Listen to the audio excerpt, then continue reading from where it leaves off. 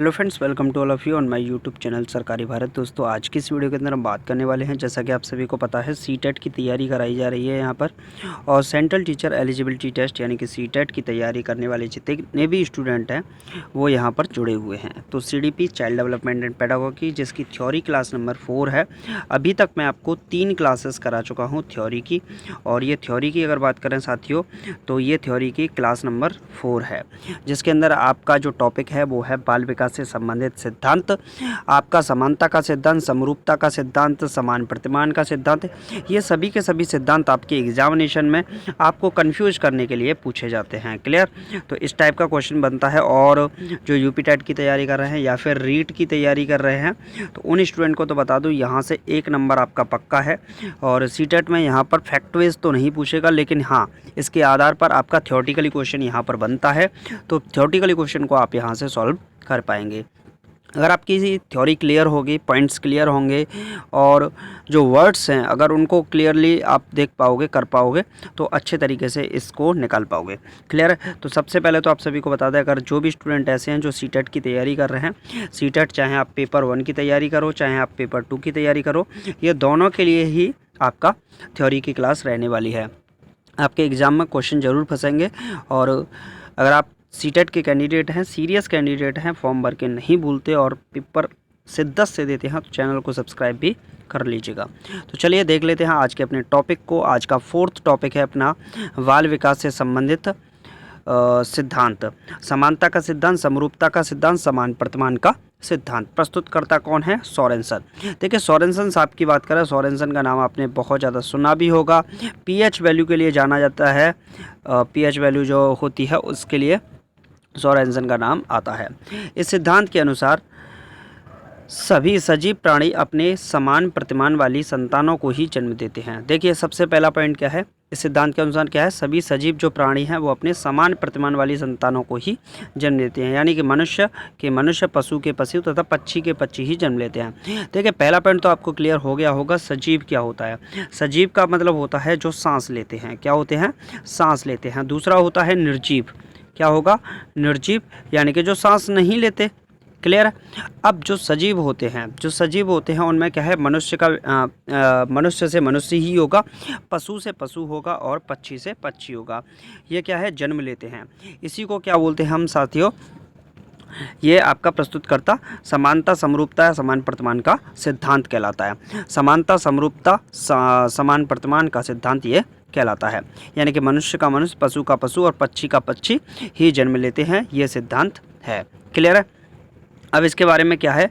जनन द्रव्य या बीज कोषों या अमरता का सिद्धांत क्या है? देखिए, तीनों एक ही नाम है, जनन कोष, बीज कोषों या अमरता का सिद्धांत। प्रस्तुतकर्ता कौन थे? बीजमैन थे, और अपने नाम पर ही इन्होंने डाल दिया।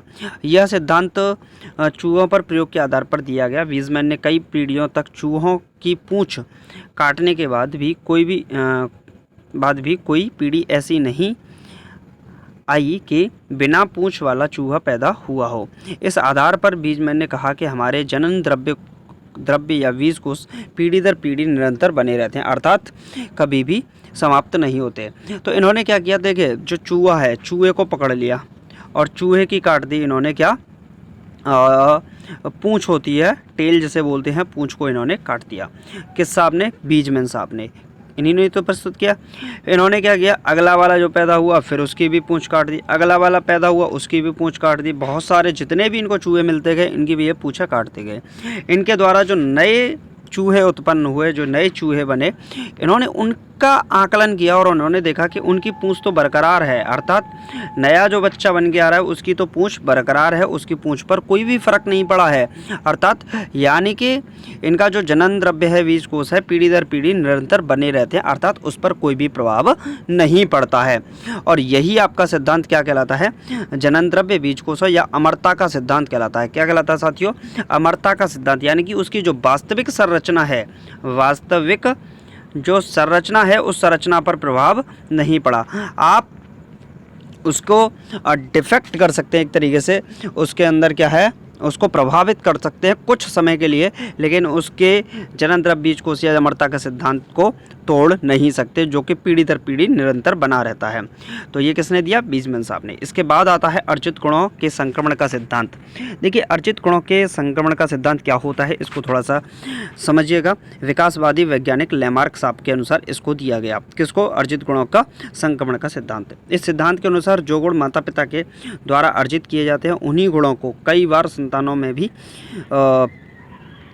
प्रकट रूप में देखा जाता है।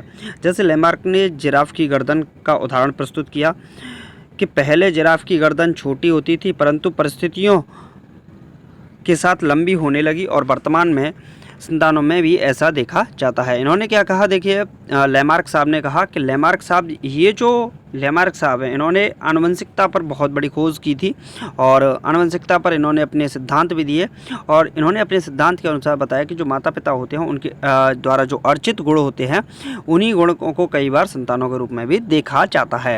यानी कि आनुवंशिकता का ही इन्होंने एक तरीके से प्रभाव यहाँ पर डालने का प्रयास किया है, आनुवंशिकता के सिद्धांत को यहाँ पर रिपीट करने का प्रयास किया है। क्लियर? अब यहाँ पर इन्होंने एग्जाम्पल जब दिया तो एग्जाम्पल दिया जिराफ के ऊपर। जिराफ के ऊपर बताया कि जिराफ की पहले क्या होती, जो गर्दन थी वो क्या होती थी, जो गर्दन थी वो छोटी होती थी, परंतु परिस्थितियों के साथ वो क्या है, धीरे धीरे लंबी होने लगी, जो क्या है, गर्दन। अब वो भी ऐसा ही संतानों में भी ऐसा ही देखने को मिल रहा है। तो ये सिद्धांत था इनका। इसके बाद बात करते हैं मौलिक गुणों का सिद्धांत। क्या है साथियों मौलिक गुणों का सिद्धांत? इसको थोड़ा सा अच्छे से समझने की कोशिश करेंगे। मौलिक गुणों का सिद्धांत ग्रेगर मेंडल साहब ने दिया था और इन्होंने किस पर खोज की थी? इन्होंने मटर के पेड़ के पौधे पर खोज की थी। किस पर?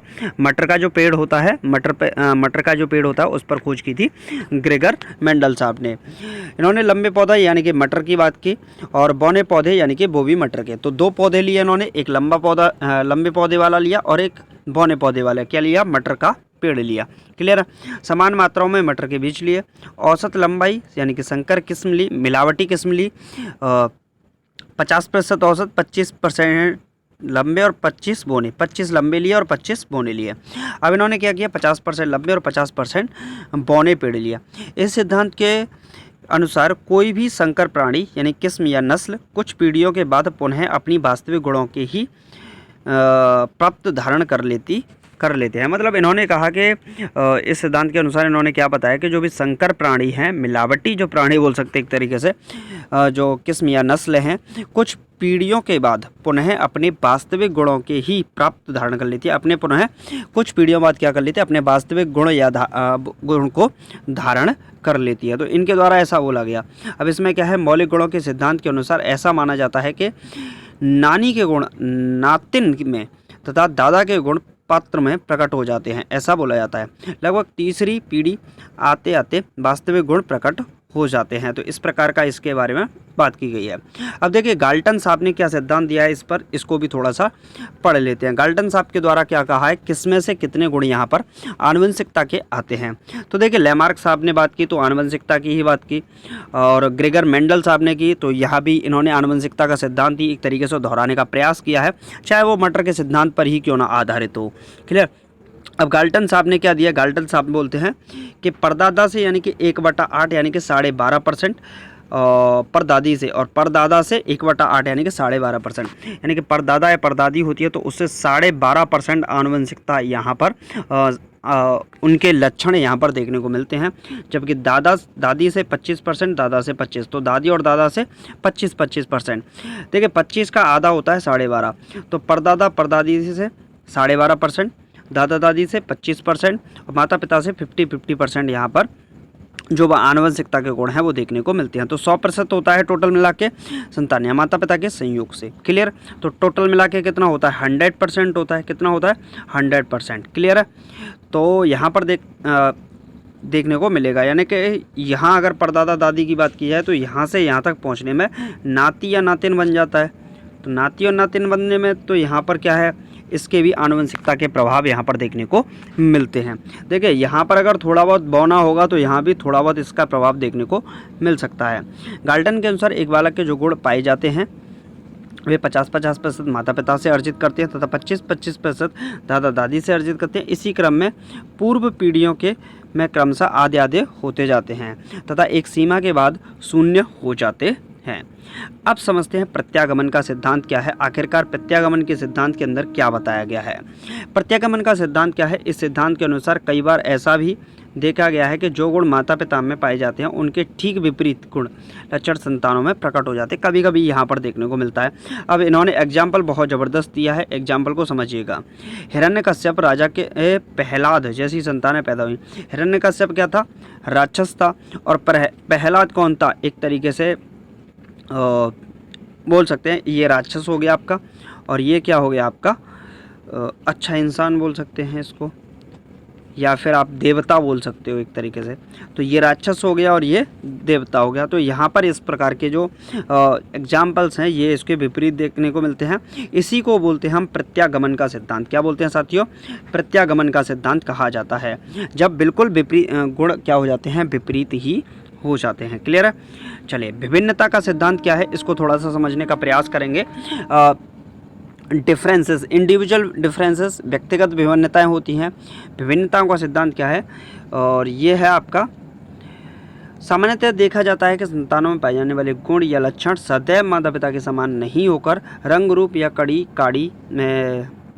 कद काड़ी या व्यवहार के दृष्टिकोण से भिन्न भिन्न होते हैं। इसी को क्या कहते हैं साथियों, विभिन्नता का सिद्धांत कहा जाता है। क्या कहा जाता है साथियों, विभिन्नता का सिद्धांत कहा जाता है, जो कि गुण बिल्कुल सदैव रंग रूप में भी क्या है, अलग देखने को मिल जाते हैं। क्लियर है। तो दोस्तों आज की वीडियो में सिर्फ इतना ही। अगर आपको वीडियो अच्छा लगा है तो वीडियो को लाइक कर दीजिएगा। और CDP की वीडियो है, चाइल्ड डेवलपमेंट एंड पेडागोगी, यहाँ पर आपको यही पढ़ाया जाएगा। और CTET की तैयारी करने वाला, सेंट्रल टीचर एलिजिबिलिटी टेस्ट की तैयारी करने वाला प्रत्येक स्टूडेंट इस चैनल को सब्सक्राइब कर ले। और थ्योरी क्लास यहाँ पर आपको मिलती रहेगी समय समय पर।